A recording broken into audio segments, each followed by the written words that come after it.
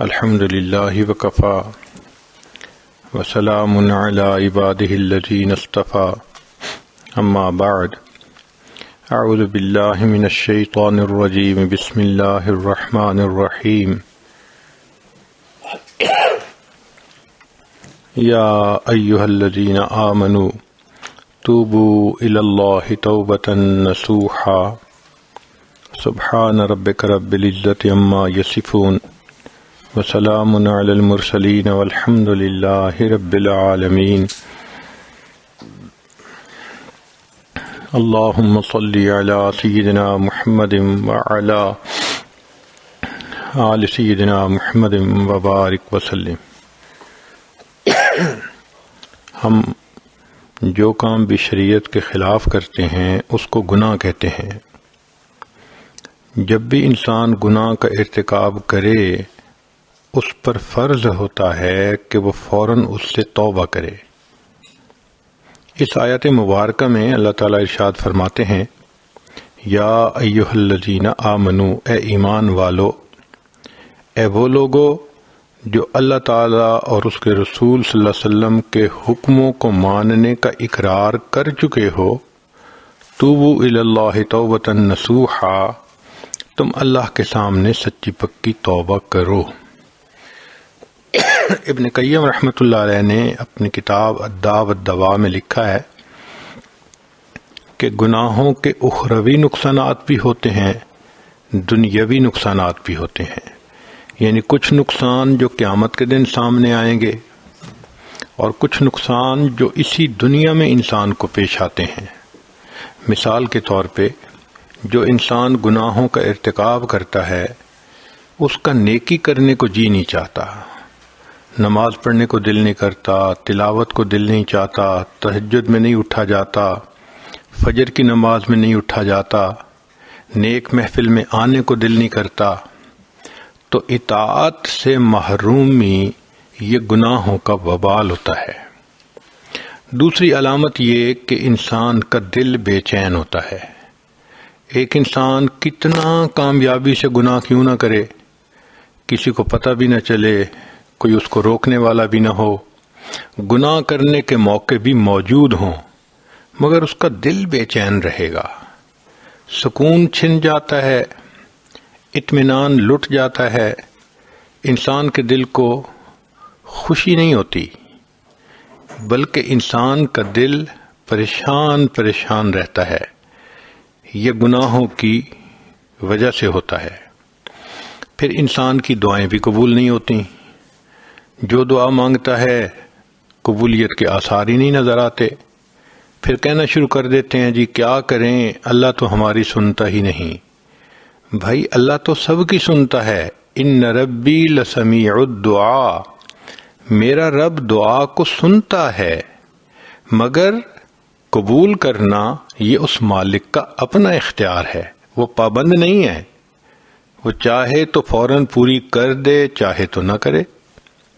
ہم اپنے گھر میں دیکھتے ہیں کہ جو بیٹا بات کو مانے، پڑھائی اچھی کرے، ماں باپ کی فرما برداری کرے، دل خوش کرے، وہ کوئی بھی فرمائش کرے تو ہم اس کو فوراً پورا کر دیتے ہیں، اور جو بچہ ماں باپ کا دل دکھائے، پریشان کرے، بدنام کرے، ذلیل و رسوا کرے، وہ آ کے کوئی فرمائش کرے تو ہم سنی انسنی کر دیتے ہیں۔ اسی طرح جو شخص گناہوں کا ارتکاب کرتا ہے اللہ تعالیٰ بھی اس کی دعاؤں کو سنی انسنی کر دیتے ہیں۔ ایک اثر گناہوں کا یہ بھی ہوتا ہے کہ زندگی سے برکت اٹھ جاتی ہے، صحت میں برکت نہیں، چنانچہ عمر 18 سال، جی میں بیٹھے ہوئے اٹھتی ہوں آنکھوں میں اندھیرا آ جاتا ہے، عمر 24 سال، جی مجھے لو بیک پین شروع ہو گئی ہے۔ جی اتنی چھوٹی عمر میں ایسی ایسی بیماریاں کہ انسان حیران ہوتا ہے۔ قوت حافظہ میں برکت نہیں، طالبات چیز یاد کرتی ہیں فوراً بھول جاتی ہے، سبق یاد کیا، سنانے کے وقت سبق یاد ہی نہ آیا، جی میں محنت تو کرتی ہوں، پیپر دیتے ہوئے بھول جاتی ہوں۔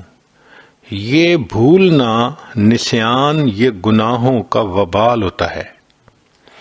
اسی طرح وقت میں برکت نہیں ہوتی، چاہتی ہے کہ کام سمیٹوں مگر نہیں سمٹتے، ادھورے ادھورے رہتے ہیں سارے کام، جس کام میں ہاتھ ڈالو وہی ادھورا۔ ایک بے برکتی یہ بھی ہوتی ہے کہ گھر میں جوان بچیاں ہوتی ہیں، بچے ہوتے ہیں، رشتے نہیں ہوتے۔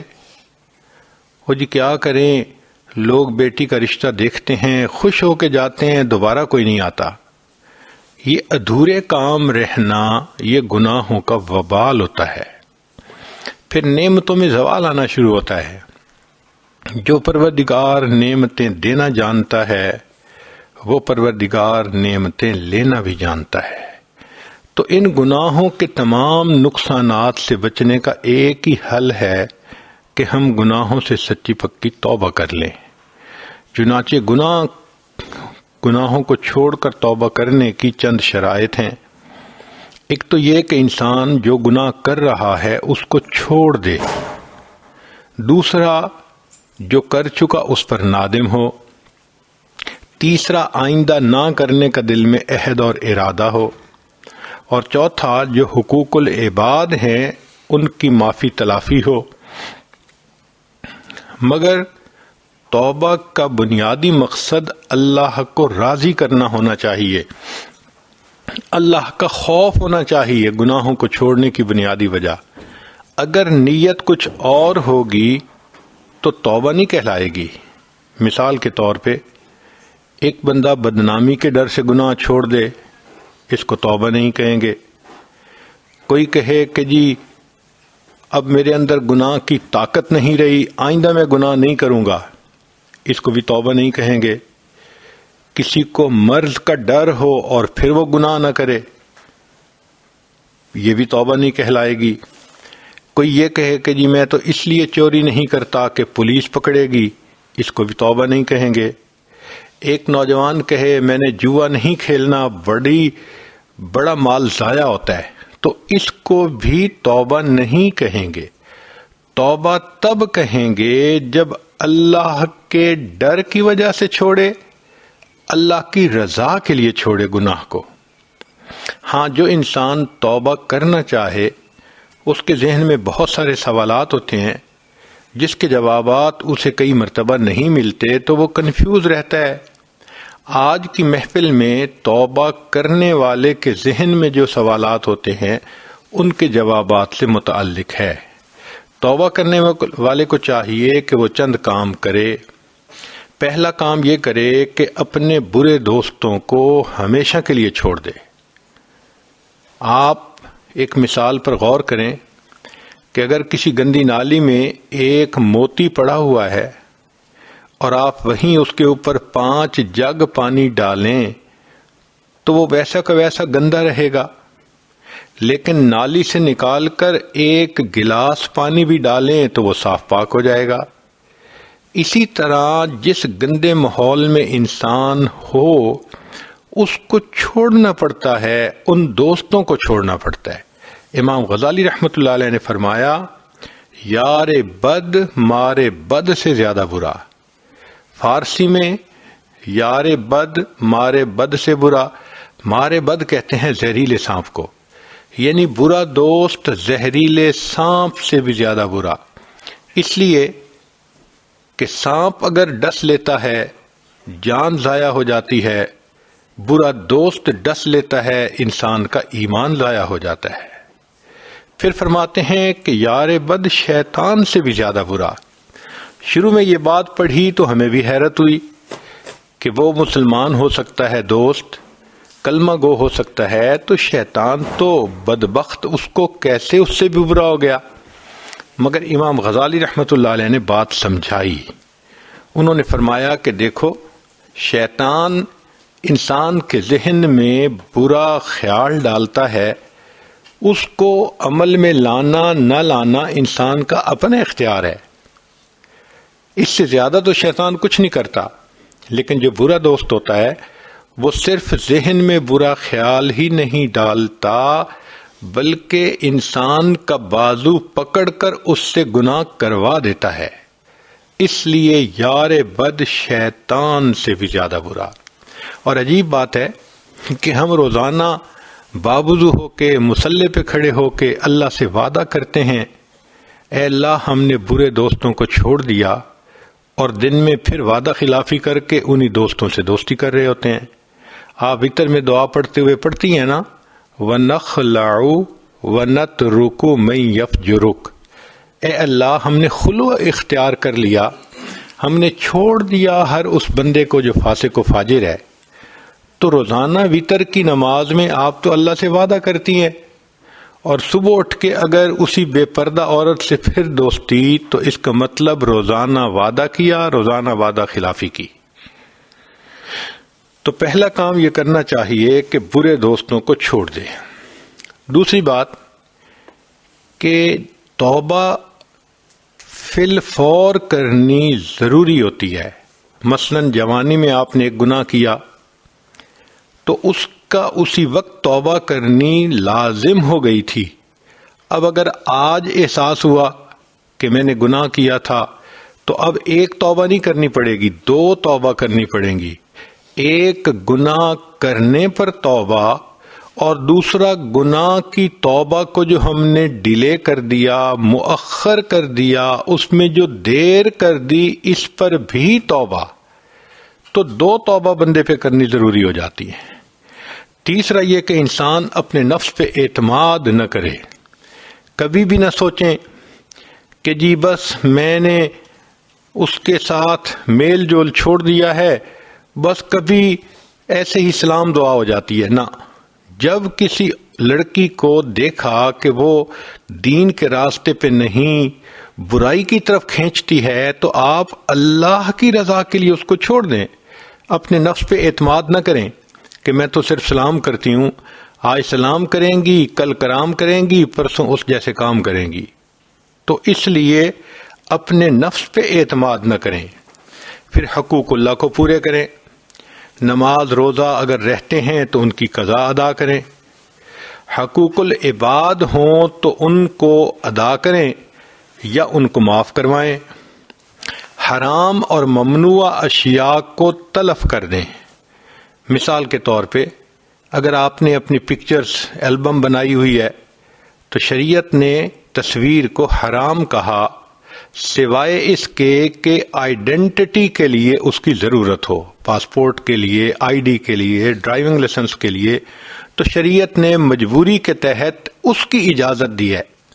حج عمرے پہ جانا ہے اس کی اجازت دی ہے، لیکن یہ جو ہم لذت کی خاطر، انجوائے کرنے کی خاطر، فن کی خاطر تصویریں بناتے ہیں، اور بالخصوص شادی بیاہ پر عورتیں جو دلہن بن کے اپنی تصویریں کھنچواتی ہیں، یہ شرعاً حرام ہوتی ہیں۔ تو ایسی تصویروں کا تلف کرنا یہ بھی فرض ہو جاتا ہے۔ یا اگر کسی لڑکی کے کہیں ناجائز تعلقات رہے اور اس مرد نے کوئی چیزیں اس کو گفٹ کے طور پہ دیں، تو ان ناجائز چیزوں کا تلف کرنا اس پر ضروری۔ خط لکھے ہوئے ہیں، کارڈ بھیجے ہوئے ہیں، سب کو پھاڑ دے، آگ میں ڈال دے، اللہ کی رضا کے لیے۔ حرام مال سے پرورش پانے والے بدن کو نیکی میں استعمال کریں، نیک دوست بنائیں، اور توبہ پہ پکا رہنے کے لیے تائبین کے واقعات کو پڑھتی رہیں، یاد کرتی رہیں، تاکہ انسان کی ہمت بلند رہے۔ چنانچہ غامدیہ قبیلہ کی ایک عورت نبی علیہ الصلوۃ والسلام کی خدمت میں حاضر ہوئی، کہنے لگی اے اللہ کے حبیب صلی اللہ علیہ وسلم، مجھ سے بڑا گناہ سرزد ہو گیا ہے، آپ مجھے پاک کر دیجئے۔ وہ عورت یہ جانتی تھی کہ ایک ہوتی ہے پیشاب پخانے کی ناپاکی، یہ پانی بہانے سے دھل جاتی ہے، ایک ہوتی ہے گناہ کبیرہ کی ناپاکی، یہ ناپاکی توبہ کے بغیر نہیں دھلتی۔ مثال کے طور پہ جس بندے نے زنا کا ارتکاب کیا، وہ 70 مرتبہ بھی غسل کر لے تو وہ پاک نہیں ہو سکتا جب تک کہ زنا سے توبہ نہیں کرے گا۔ وہ ظاہری بدن تو پاک ہو گیا، وہ نماز بھی پڑھ سکتی ہے، تلاوت بھی کر سکتی ہے، لیکن جو حقیقتاً اس کا بدن ہے وہ ناپاک ہے۔ تو اللہ رب العزت نے ہر عورت کو پاک دنیا میں پیدا کیا ہے، خاوند کے ساتھ رہے تو شرعاً جائز اس کا بدن پاک رہتا ہے۔ جس عورت کے جسم کو غیر محرم نے غیر شرعی طریقے سے ہاتھ لگائے، اس عورت کا جسم پولیوٹڈ ہو گیا، ناپاک ہو گیا۔ اگر فقط ہاتھ لگانا تک تھا تو تھوڑا ناپاک، اور اگر زنا کا ارتکاب تھا تو پورا جسم ناپاک۔ اب یہ ناپاکی توبہ کے بغیر نہیں دھل سکتی۔ چنانچہ ہمارے لیے اللہ رب العزت نے یہ واقعہ صادر کروایا کہ وہ خاتون نبی علیہ الصلوۃ والسلام سے آ کر عرض کرتی ہے، اللہ کے حبیب مجھے پاک کر دیجئے۔ نبی علیہ السلام نے دوسری طرف دیکھ لیا، اس نے ادھر سے آ کے پھر یہی بات کی۔ آپ صلی اللہ علیہ وسلم نے تیسری طرف دیکھا، اس نے تیسری طرف آ کر یہی بات کی۔ جب اس نے 4 مرتبہ اقرار کر لیا کہ مجھ سے بڑا گناہ سرزد ہو گیا، تو نبی السلام نے فرمایا تجھے وہم ہو گیا ہوگا۔ وہ کہنے لگی، اے اللہ کے حبیب صلی اللہ علیہ وسلم، میں حاملہ ہوں، مجھے حمل ہو گیا، اس لیے میں پکی بات کر رہی ہوں۔ تو نبی علیہ السلام نے فرمایا اچھا تم جاؤ، اور جب تمہارے ہاں بچے کی ولادت ہو جائے تب میرے پاس آنا۔ یہ عورت واپس گھر آ گئی۔ اب اس کے پاس گڈ 9 منتھ تھے۔ ان 9 مہینوں میں یہ اپنی رائے بھی بدل سکتی تھی، یہ کسی دوسری بستی میں جا کے رہ سکتی تھی، یہ چلی جاتی وہاں سے، کوئی اس کے پیچھے پولیس تو نہیں پڑی ہوئی تھی، مگر یہ اپنی ضمیر کی قیدی تھی۔ اس کا ضمیر اس کو جھنجھوڑ رہا تھا، ملامت کر رہا تھا کہ دیکھو تم ناپاک ہو چکی ہو، اب اسی حال میں اگر تم مر گئی تو قیامت کے دن تمہیں ناپاک کھڑا کیا جائے گا۔ اور حدیث پاک کا مفہوم ہے کہ جو عورت زنا سے توبہ کیے بغیر مرے گی، قیامت کے دن اس بے پردہ عورت کو اللہ تعالیٰ نہیں دیکھیں گے۔ تو اس کے دل میں یہ تھا کہ اللہ میری طرف دیکھنا بھی پسند نہیں کریں گے، میری شکل بھی نہیں دیکھیں گے، مجھے پاک ہونا ہے۔ نہ اس کو دن میں چین تھا، نہ اس کو راحت میں سکون تھا۔ یہ 9 مہینے اس نے پیچ و تاب میں گزارے۔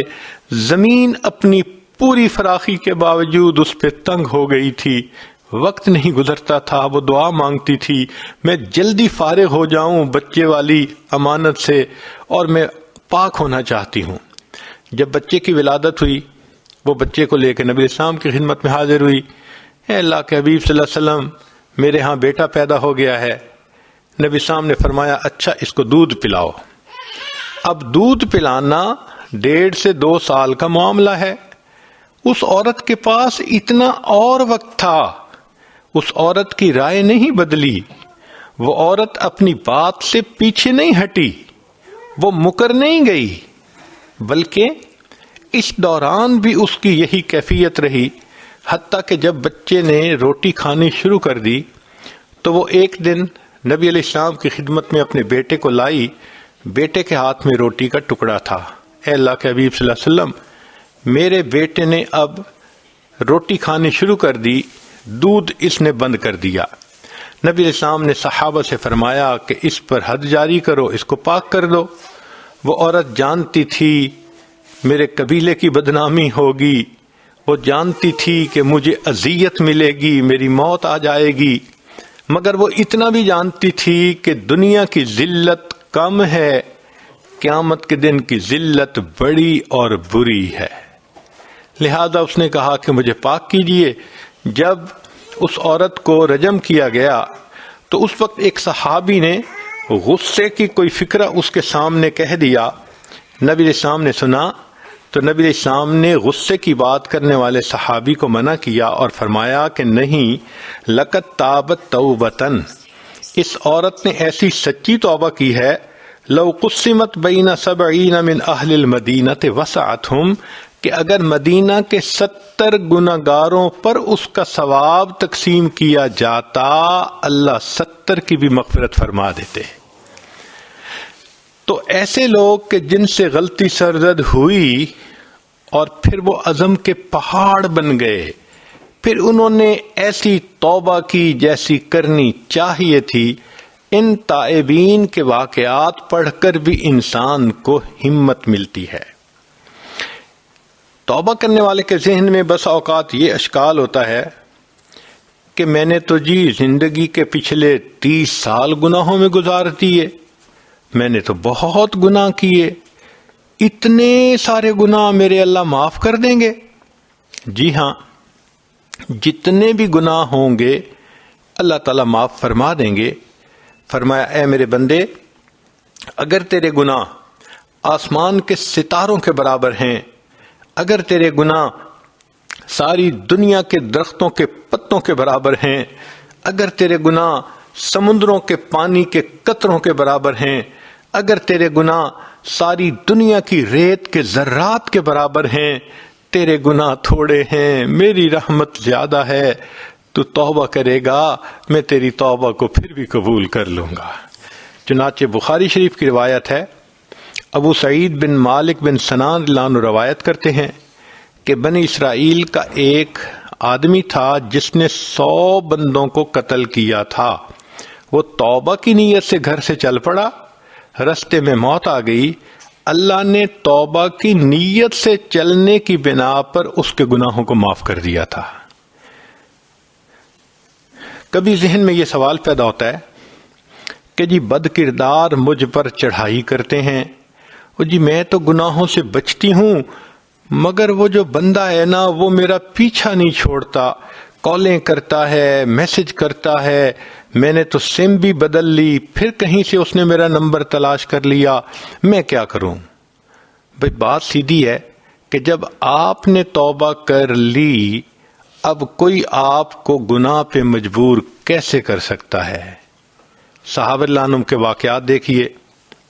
کعب بن مالک رضی اللہ عنہ ایک صحابی ہیں، ایک سفر میں نبی علیہ السلام کے ساتھ جانے میں دیر ہو گئی تھی، تو نبی علیہ السلام نے اس کا معاملہ اللہ کے سپرد کر دیا تھا کہ تم اللہ سے معافی مانگو، جب تمہاری معافی کی خبر آ گئی تو ہم آپ سے بولنا شروع کر دیں گے، اور سب ایمان والوں کو کہا کہ ان دنوں ان سے گفتگو نہ کریں۔ وہ کہتے ہیں کہ خود میری بیوی مجھ سے بات نہیں کرتی تھی، اور میرے اوپر عجیب ڈپریشن کی کنڈیشن تھی، 1 دن نہیں، 2 دن نہیں، 50 دن کا تقریباً یہ لمبا معاملہ تھا۔ قرآن پاک نے کہا حتی اذا ضاقت علیہم الارض بما رحبت، حتیٰ کہ زمین اپنی پوری فراخی کے باوجود اس پہ تنگ ہو گئی، وضاقت علیہم انفسہم، اور ان کا اپنا جینا تنگ ہو گیا، وظنوا، اور ان کا یہ گمان ہوا، اللہ ملجا من اللہ الا الیہ، اب اللہ کے سوا کوئی ملجا اور ماوا نہیں۔ کہتے ہیں اس وقت میرے ذہن میں یہ خیال آتا تھا کہ اللہ کے پیارے حبیب صلی اللہ علیہ وسلم مجھ سے خفا ہیں، اگر اس دوران میری موت آ گئی تو میرا حشر میں انجام کیا ہوگا؟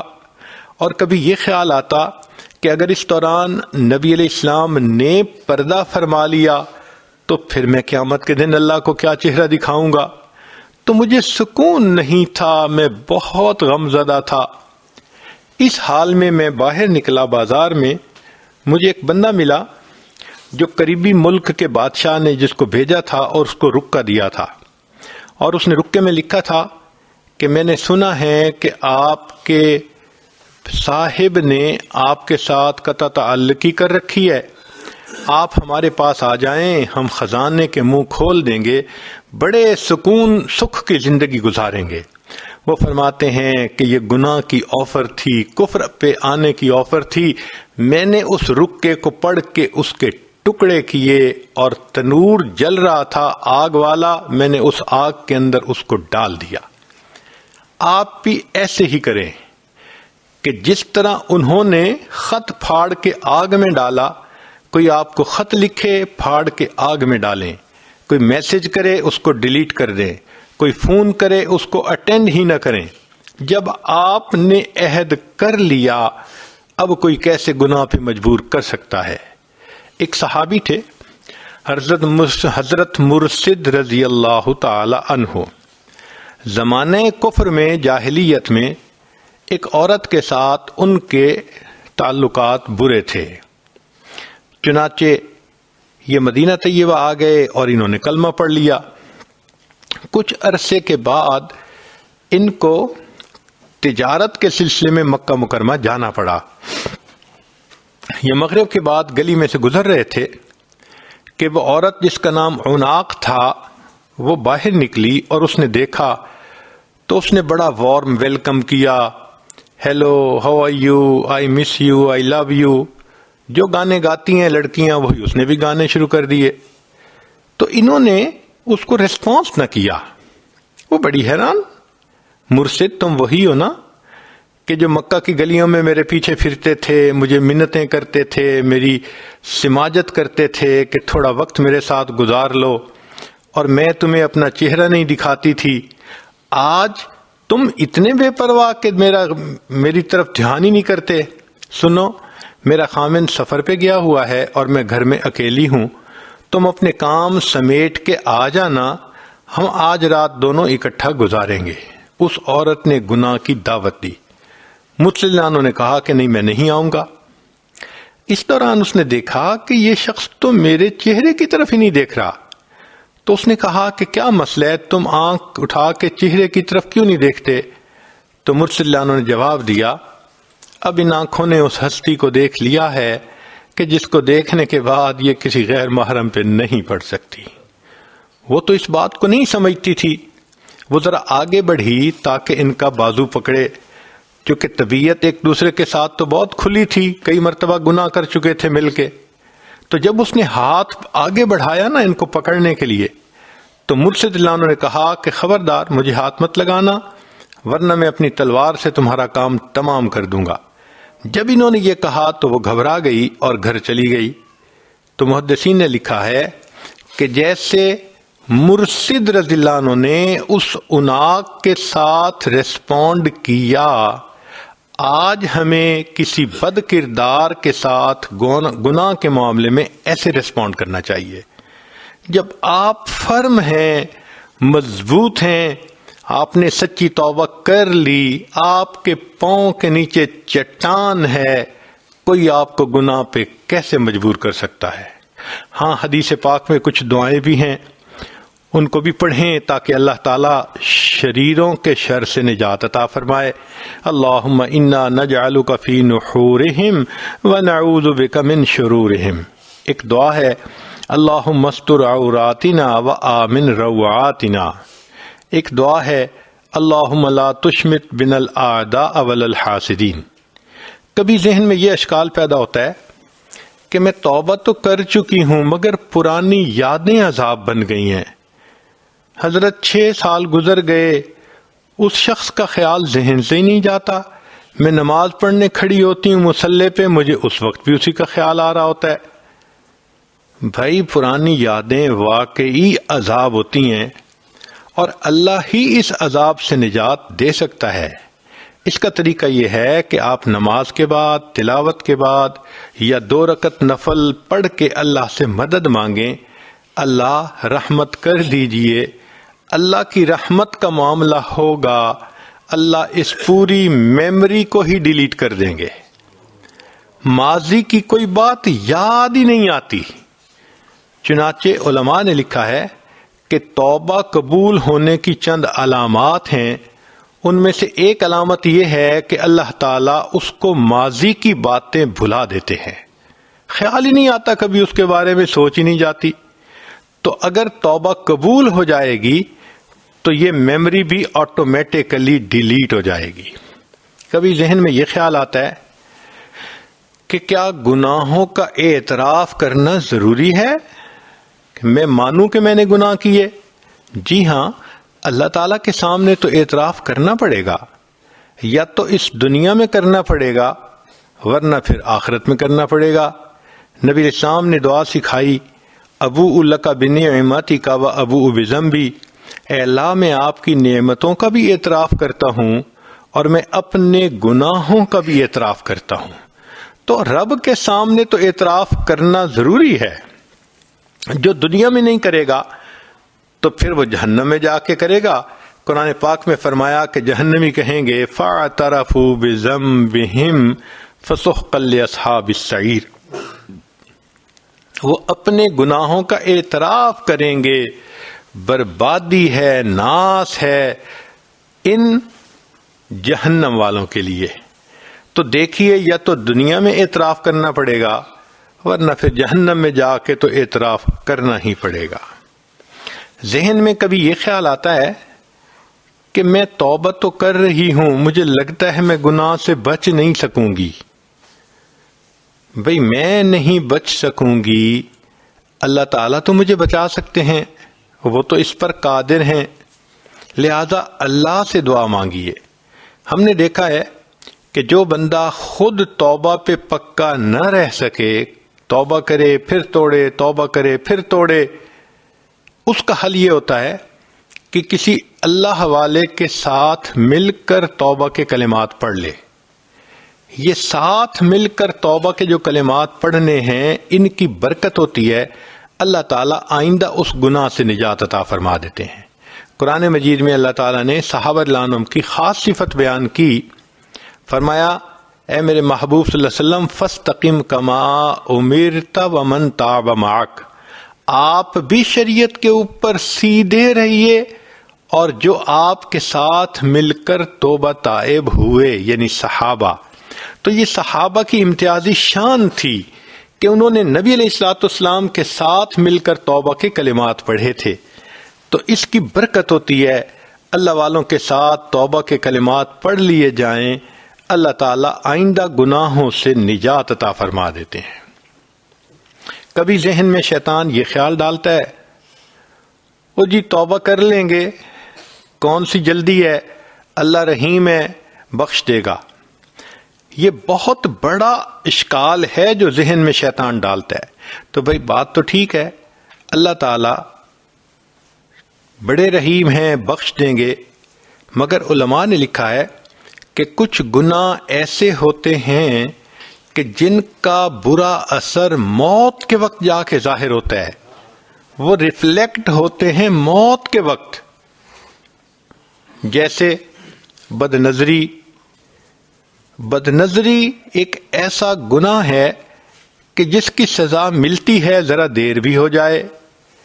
چنانچہ تلبیس ابلیس میں ابن جوزی رحمۃ اللہ علیہ نے لکھا ہے، ایک حافظ قرآن تھا جس نے شہوت کی نظر سے کسی غیر کو دیکھا، 20 سال کے بعد اس کے سینے سے قرآن پاک کو نکال لیا گیا۔ تو اگر ایک حافظ قرآن بھول جاتا ہے بد نظری کرنے کی وجہ سے، تو اس کا مطلب یہ کہ یہ گناہ بہت کرونک جو ہے گناہ ہے۔ تو علماء نے لکھا ہے کہ زنا ایک ایسا گناہ ہے کہ اس کا اثر موت کے وقت ظاہر ہوتا ہے، اگر توبہ نہ کی جائے تو بندے کو کلمے کی بھی توفیق نہیں ہوتی۔ ایک مرتبہ میں نے اپنے حضرت سے پوچھا کہ حضرت میں بہت کم عقل ہوں، کم علم ہوں، کئی باتیں مجھے سمجھ میں نہیں آتی، اگر آپ مجھے اجازت دیں تو میں آپ سے پوچھ لیا کروں۔ فرمایا ہاں پوچھ لو۔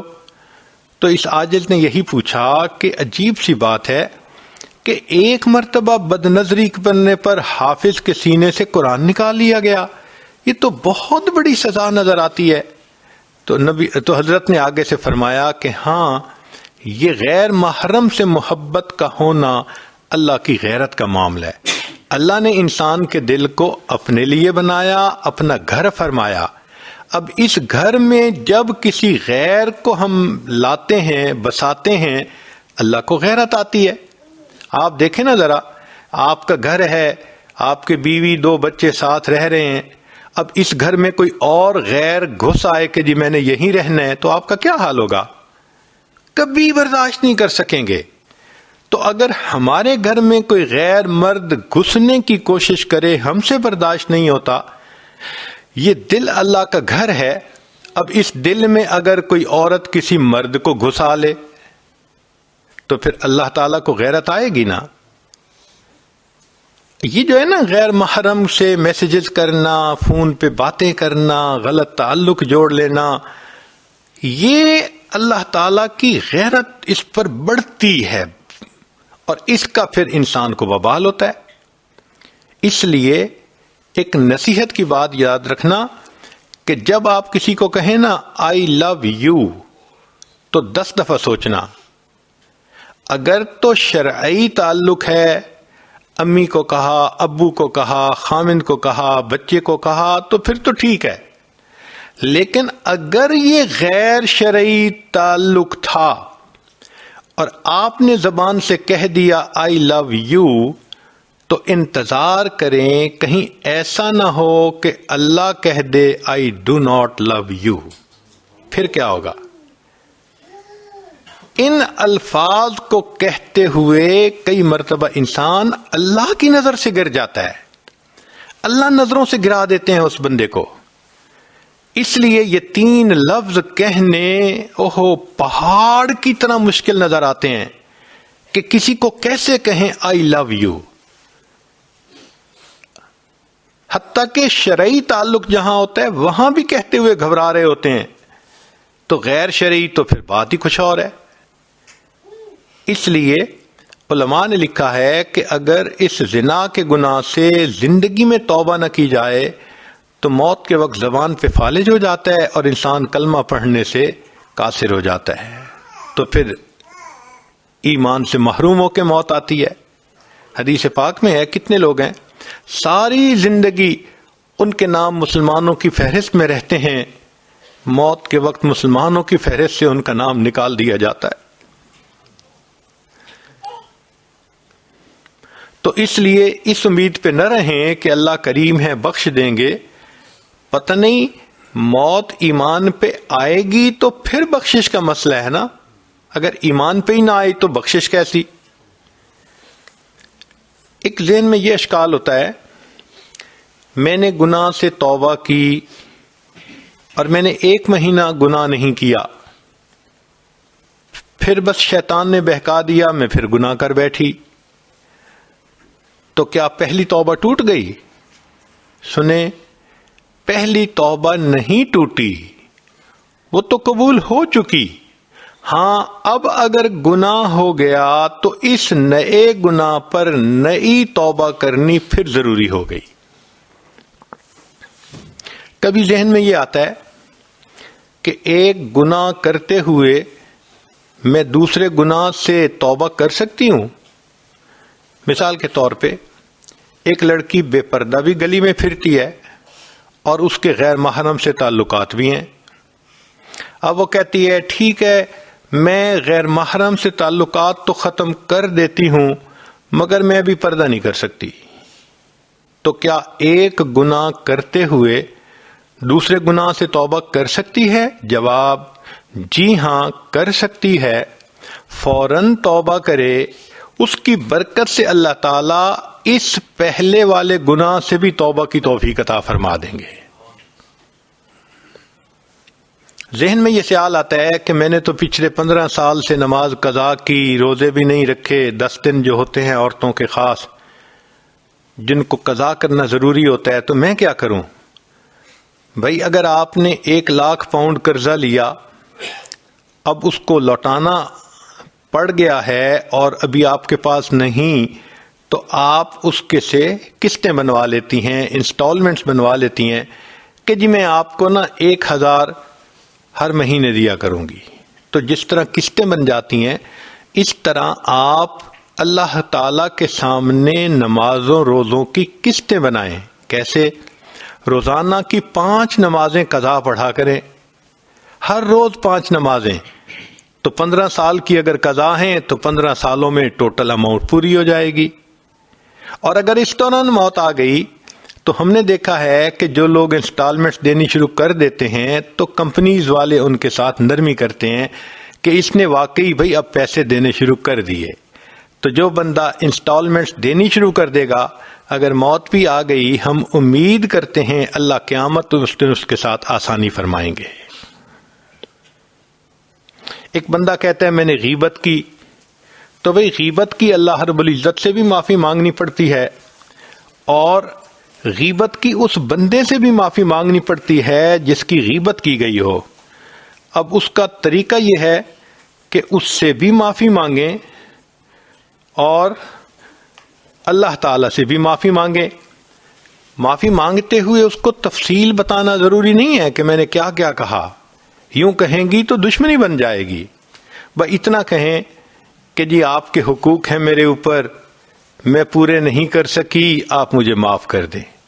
شریعت کہتی ہے اس نے معاف کر دیا تو بھی معاف، اگر وہ سن کے بات مسکرا پڑی تو بھی معاف ہو گیا، اگر اس نے کہا کوئی بات نہیں تو بھی معاف۔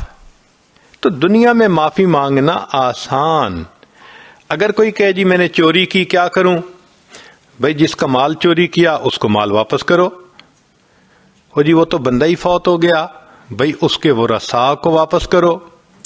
ہو جی مجھے تو ورثاء کا بھی نہیں پتا کہاں ہیں کہاں نہیں، تو شریعت کہتی ہے کہ ایسی صورت میں وہ مال اللہ کے راستے میں صدقہ کر دیں، اس نیت کے ساتھ کہ اللہ تعالیٰ قیامت کے دن اس کا جو ثواب دیں گے یہ اس بندے کے نام اعمال میں جائے گا۔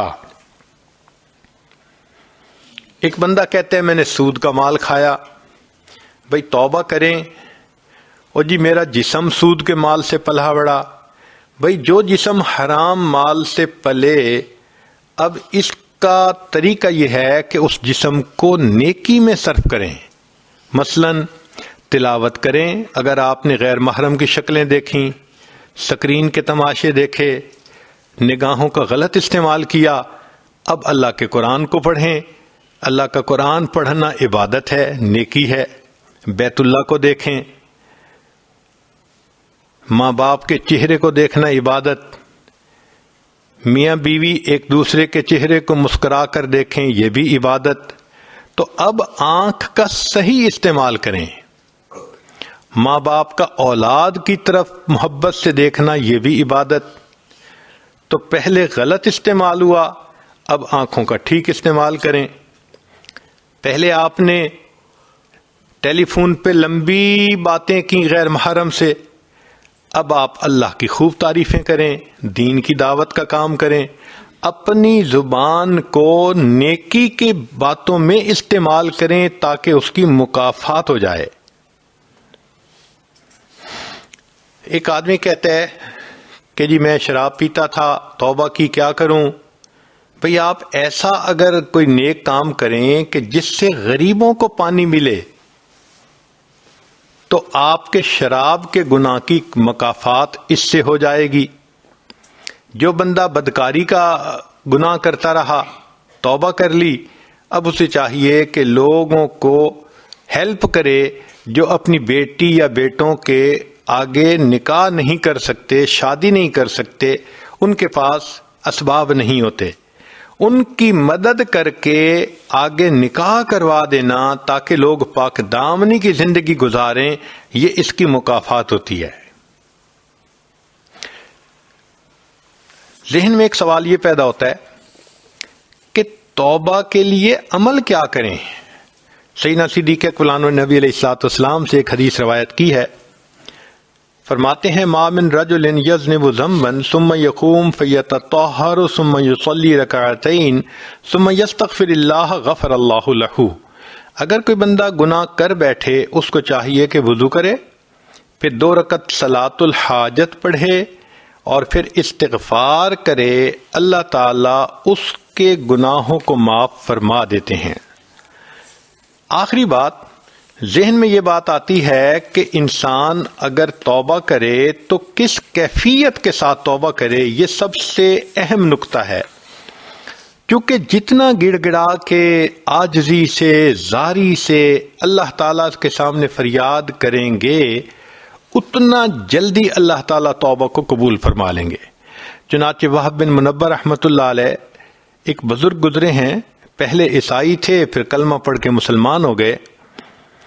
تو ان کا یہ واقعہ ہے، انہوں نے بتلایا کہ بنی اسرائیل میں ایک نوجوان تھا جو بہت بدکاری کرتا تھا، بستی والے تنگ آ گئے تھے، حتیٰ کہ انہوں نے سوچا کہ اب اگر اس نے بدکاری کی تو ہم اس کو پہلے تو ٹھکائی کریں گے، مار پیٹ کریں گے، پھر اس کو دھکے دے کر شہر سے نکال دیں گے، یہ یہاں رہنے کے قابل نہیں۔ وہ کچھ عرصہ تو گناہ سے بچا رہا اور بالآخر اس نے پھر وہی گناہ کر لیا۔ بستی والوں نے خوب پٹائی کی اور اس کو ذلیل و رسوا کر کے دھکے دے دے کے شہر سے باہر نکال دیا۔ اس زمانے میں شہر چھوٹے ہوتے تھے تو شہروں کے گرد 4 دیواری بنی ہوتی تھی۔ شہر کے دروازے کے سامنے ویرانہ سا تھا جہاں چند درخت تھے۔ وہ نوجوان وہاں جا کے رہنے لگا۔ نہ کھانا تھا، نہ پینا تھا، نہ رہنے سونے کی کوئی جگہ تھی۔ اس دوران لگتا ہے کہ اس کو بخار آ گیا۔ بیماری بھی ہو اور دوائی نہ ہو تو بیماری ایگریویٹ ہو جاتی ہے، یا موسم اگر سخت زیادہ ہو، زیادہ سردی ہو تو بیماری اور بڑھ جاتی ہے۔ اس کے ساتھ بھی کوئی ایسا ہی معاملہ ہوا، حتیٰ کہ اس کی موت کا وقت آ گیا۔ اب جب اس کی موت کا وقت آ گیا تو ذرا پورا واقعہ سنیے کہ معاملہ ہوا کیا۔ کان فی زمن موسیٰ علیہ السلام شاب عاتن، موسیٰ علیہ السلام کے زمانے میں ایک نوجوان تھا جو سرکش تھا، مسرف علی نفسہ، اپنی جان پہ بڑا ظلم کرتا تھا۔ فاخرجوہ من بینہم لسوء فعلہ، چنانچہ بنی اسرائیل والوں نے اس کو اس کی بدکاری کی وجہ سے بستی سے نکال دیا تھا۔ فحضرت الوفات فی خربۃ علی باب البلد، شہر کے دروازے کے سامنے اس ویرانے میں بالآخر اس کو موت کا وقت آ گیا۔ فاوحى اللہ تعالی الی موسیٰ علیہ السلام، اللہ تعالیٰ نے موسیٰ علیہ السلام کی طرف وحی نازل فرمائی اور کہا کہ اے میرے پیارے پیغمبر علیہ السلام، ان ولی من اولیائی حضرہ الموت، میرے اولیاء میں سے ایک ولی کو موت آ گئی ہے۔ فاحذرہ، آپ جائیے، وغسلہ، اس کو غسل دیجئے، وصلی علیہ، اور اس کا نماز جنازہ پڑھیے۔ اللہ اکبر! اتنا بدکار قسم کا نوجوان، اور اللہ اس کے بارے میں وحی نازل فرماتے ہیں موسیٰ علیہ السلام کو کہ میرے اولیاء میں سے ایک ولی کی موت آ گئی ہے۔ اللہ تیری رحمت پہ قربان جائیں، آپ کی رحمت کی ایک نظر پڑتی ہے، بندے کے گناہ نیکیوں میں تبدیل ہو جاتے ہیں۔ آپ فاسق فاجر کو چاہیں تو ایک لمحے میں اپنا ولی بنا سکتے ہیں۔ اللہ رب العزت نے موسیٰ علیہ السلام کی طرف یہ نازل فرمائی کہ فاحذرہ، اب آپ اس کے پاس جائیے، وغسلہ، اور اس کو غسل دیجئے، وصلی علیہ، اور اس کا نماز جنازہ پڑھیے، وقل لمن کثر عصیانہ، اور اعلان کر دیجئے بنی اسرائیل میں کہ جس شخص کے گناہ بہت زیادہ ہوں، یحضر جنازتہ، وہ آ کر اس شخص کا نماز جنازہ پڑھ لے، لأغفر لہم، میں جنازہ پڑھنے والوں کے بھی گناہ کو معاف کر دوں گا۔ اللہ اکبر کبیرہ! جب موسیٰ علیہ السلام پر یہ وحی اتری تو فنادا موسیٰ علیہ السلام فی بنی اسرائیل، موسیٰ علیہ السلام نے بنی اسرائیل میں اعلان کروا دیا، لوگو، اللہ کے اولیاء میں سے ایک ولی کی وفات ہوئی، جو جنازہ پڑے گا زندگی کے سارے گناہ معاف ہوں گے۔ فکثر الناس، چنانچہ بنی اسرائیل کے لوگ بہت کثرت کے ساتھ وہاں آ گئے۔ فلما حضروہ، جب وہ وہاں آئے، عرفوہ، انہوں نے اس نوجوان کو پہچانا، فقالو، کہنے لگے، یا نبی اللہ، اے اللہ کے نبی علیہ السلام، ھذا ھو الفاسق، یہ تو وہی فاسق و فاجر شخص ہے، الذی اخرجناہ، جس کو ہم نے بستی سے نکال دیا تھا ذلیل و رسوا کر کے۔ فتعجب موسیٰ من ذالک، موسیٰ علیہ السلام اس بات پہ بڑا تعجب کرنے لگے کہ بات تو لوگوں کی بھی ٹھیک ہے۔ جب انہوں نے یہ کہا، فأوحى اللہ الیہ، اللہ نے موسیٰ علیہ السلام کی طرف وحی نازل فرمائی، صدقوا وہم شہدائی، الا انہ لما حضرتہ الوفات فی ہذہ الخربۃ نظر یمنۃ و یسرۃ، یہ لوگ موسیٰ علیہ السلام ٹھیک بات کر رہے ہیں، بندہ تو یہ وہی ہے، مگر معاملہ یہ ہوا کہ اس بدکار نوجوان کو جب اس ویرانے میں موت کا وقت آ گیا، نظر یمنۃ و یسرۃ، اس نے اپنے دائیں طرف دیکھا، اپنے بائیں طرف دیکھا، فلم یرا حمیما ولا قریبا، کوئی دوست اس کا پاس نہیں تھا، کوئی رشتہ دار اس کا پاس نہیں تھا، یہ تنے تنہا تھا، اس وقت اس نے مجھے پکارا، اللہ کوئی میرا یار ہوتا جو یاری کرتا، دلدار ہوتا دلداری کرتا، اللہ میری ماں میرے پاس ہوتی، میرے سر پہ شفقت کا ہاتھ رکھتی، میری بیوی میرے پاس ہوتی، وہ اللہ مجھے تسلیاں دیتی، میرا تو دنیا میں کوئی بھی میرے پاس نہیں، اللہ میں اکیلا ہوں۔ اللہ فرماتے ہیں وَرَآ نَفْسَهُ وَحِيدَةً غَرِيبَةً، اور اس نے اپنے آپ کو دیکھا دھتکارا ہوا ہے، اکیلا ہے، ذلیلتاً ذلت کے حال میں ہے، منکسرتاً اور اس کا دل ٹوٹا ہوا تھا۔ اور سچی بات تو یہ ہے جس کا دل ٹوٹتا ہے پروردگار اس کو رحمت کی نظر سے دیکھتے ہیں۔ چنانچہ اس حال میں اس نوجوان نے اللہ سے یہ دعا مانگی، فرفع بصرہ الیہ، اس نوجوان نے آسمان کی طرف نگاہ کر کے یہ کہنے لگا الہی عبد من عبادک، اللہ تیرے بندوں میں سے میں بھی تو ایک بندہ ہوں، اللہ میں گناہ کر کے کوئی بندوں کی لسٹ سے تو نہیں نہ نکلا، نیکوں کی لسٹ سے تو میں نکل گیا، مگر گناہ گار ہوں، بندہ تو میں آپ ہی کا ہوں نا۔ یہ تو ایسے ہی ہے کہ جیسے ایک بیٹا نافرمان بن جائے اور پھر وہ ماں کو مناتے ہوئے کہنے لگے امی اگرچہ میں بڑا بدکار ہوں بیٹا تو آپ ہی کا ہوں، وہ بیٹے کی فہرست سے تو خارج نہیں نہ ہو سکتا، وہ بیٹے والی محبت تو ماں کو بیٹے سے ہوتی ہے۔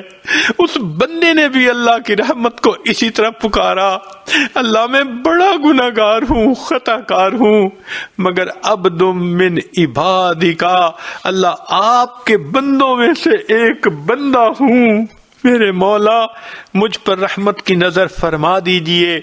اگر مجھے معلوم ہوتا کہ مجھے بخش دینے سے آپ کی رحمت گھٹ جائے گی اور مجھے سزا دینے سے آپ کی شان بڑھ جائے گی، اللہ میں کبھی آپ سے مغفرت کا سوال نہ کرتا، اس لیے کہ ہمارے گناہوں سے آپ کی شان نہیں گھٹتی، ہمارے گناہوں سے آپ کی شان نہیں گھٹتی اور ہمارے نیک بن جانے سے آپ کی شان نہیں بڑھتی۔ اللہ آپ تو بہت بلند ہیں، اور اللہ آپ نے موسیٰ علیہ السلام کی طرف یہ پیغام بھی بھیجا ہے انی انا الغفور الرحیم، کہ میں بڑا غفور اور بڑا رحیم ہوں۔ اے اللہ جب آپ نے یہ پیغام بھیج دیا فلا تخیب رجائی، اللہ میری امیدوں کو ناکام نہ کرنا۔ یا موسیٰ، اے موسیٰ علیہ السلام، افکان یحسن بی ان اردہ وہو غریب علی ہذہ الصفۃ، کیا مجھے یہ بات اچھی لگتی تھی کہ میں اس کی دعاؤں کو رد کر دیتا جبکہ وہ اس حال میں تھا، وقد توسل الی بی، اور اس نے میری رحمتوں کا واسطہ دے دے کر مجھ سے دعائیں کی، وتضرع بین یدی، میرے سامنے خوب آنسو بہائے، خوب گڑ گڑایا، وعزتی، اے موسیٰ علیہ السلام مجھے اپنے عزت و جلال کی قسم ہے، لو سالنی فی المذنبین من اہل الارض جمیعا لوہبتہم لہ لذل غربتہ، کہ اگر اس وقت وہ نوجوان پوری دنیا کے گناہ گاروں کی بخشش کا مجھ سے سوال کرتا، میں پروردگار ساری دنیا کے گناہوں گاروں کو بخش دیتا۔ اللہ آپ کتنے کریم ہیں، کتنے مہربان ہیں۔ ایک بندے کی آپ کو توبہ اچھی لگتی ہے، ایک بندے پہ پیار آ جاتا ہے، آپ فرماتے ہیں اگر وہ میرے سامنے ساری دنیا کے گناہگاروں کی بخشش کی دعا کرتا میں سب کے گناہوں کی بخشش فرما دیتا۔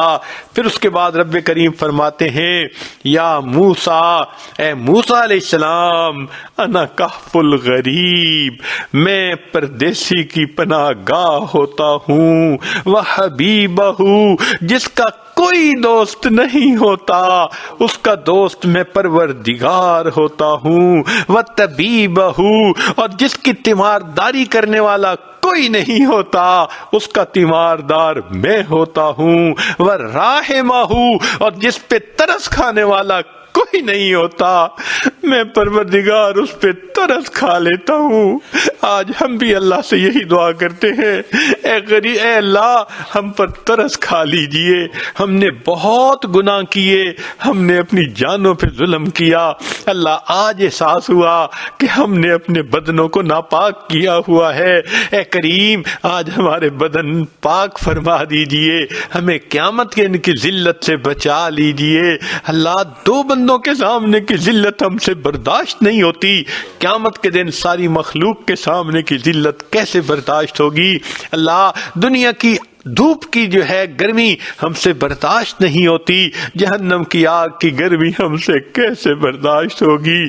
کریم آقا آج رحمت فرما دیجئے، ہمارے پچھلے گناہوں کو معاف کر دیجئے، آئندہ ہمیں نیکوکاری اور پرہیزگاری کی زندگی عطا فرمائیے۔ وآخر دعوانا ان الحمد للہ رب العالمین۔ دعا سے پہلے یہ عاجز توبہ کے کلمات پڑھائے گا۔ جو مستورات گناہوں سے سچی توبہ کرنا چاہتی ہیں وہ توبہ کی نیت کر لیں، جو توبہ کے ساتھ ساتھ بیعت بھی ہونا چاہتی ہیں وہ دوسری نیت بھی ساتھ کر لیں، انشاءاللہ دونوں کام ہو جائیں گے۔ اس بیعت کی برکت سے اللہ توبہ پہ استقامت بھی عطا فرما دیں گے۔ الحمد للہ وکفا وسلام علی عبادہ الذین اصطفیٰ، اما بعد۔ یہ کلمات سچے دل کے ساتھ پیچھے پیچھے پڑھیے۔ بسم اللہ الرحمن الرحیم۔ لا الہ الا اللہ محمد الرسول اللہ، آمنت باللہ وملائکتہ وکتبہ ورسلہ والیوم الآخر والقدر خیرہ وشرہ من اللہ تعالی والبعث بعد الموت۔ آمنت باللہ کما ہوا باسمائہ وصفاتہ وقبلت جمیع احکامہ اقرار باللسان وتصدیق بالقلب۔ اشہد ان لا الہ الا اللہ واشہد ان محمدا عبدہ ورسولہ۔ استغفر اللہ ربی من کل ذنب واتوب الیہ برحمتک یا ارحم الراحمین۔ ان کلمات کو پڑھنے سے اب آپ بیعت بھی ہو چکی ہیں، توبہ طائب ہو چکی ہیں، چند معمولات ہیں، باقاعدگی سے کریں گی تو اللہ تعالیٰ دل کو منور کریں گے۔ ایک ہے 100 مرتبہ صبح و شام استغفار پڑھنا، استغفر اللہ ربی من کل ذنب واتوب الیہ۔ ایک ہے 100 مرتبہ درود شریف صبح و شام پڑھنا، اللہم صلی علی سیدنا محمد وعلی آل سیدنا محمد وبارک وسلم۔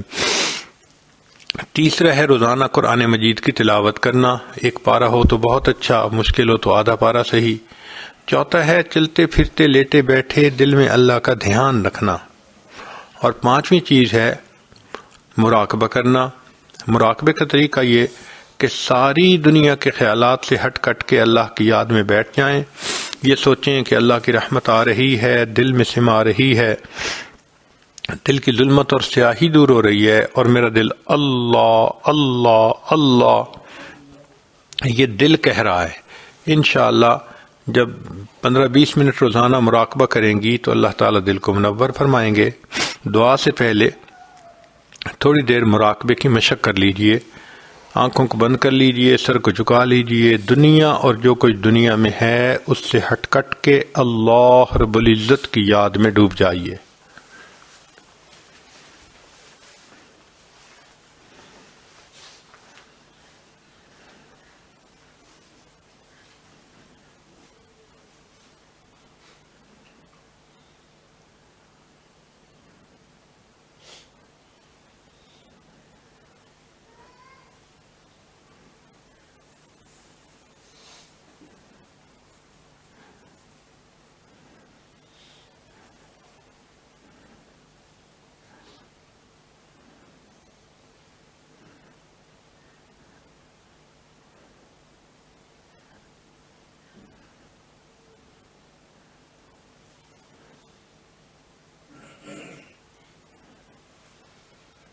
ہوا و حرص والا دل بدل دے،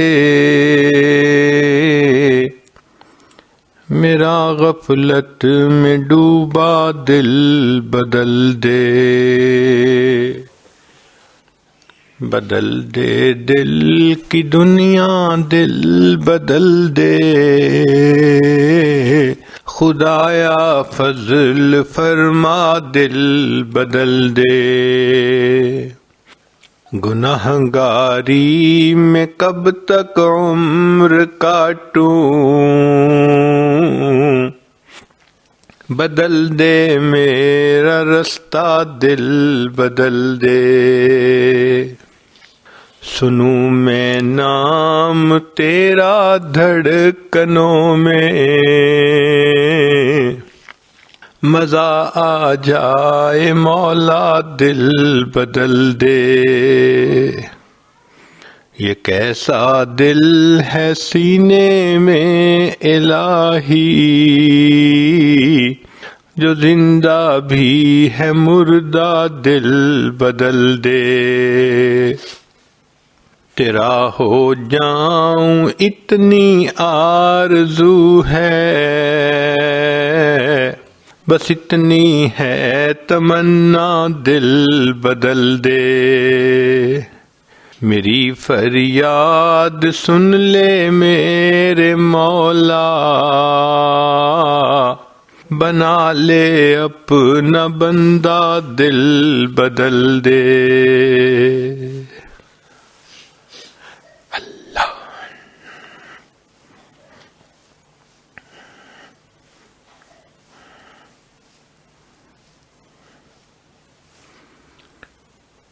لا الہ الا اللہ محمد الرسول اللہ۔ دعا کیجئے، سبحان ربی الاعلی اللہم صلی علی سیدنا محمد وعلی آل سیدنا محمد وبارک وسلم۔